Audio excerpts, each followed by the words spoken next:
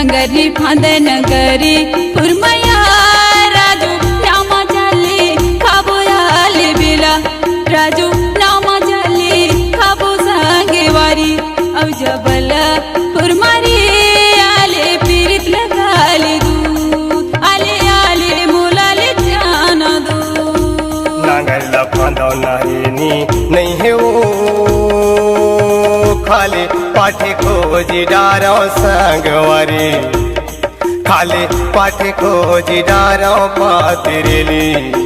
तोर कस करेनी नहीं है वो याहूँ तोला ले जाहूँ दो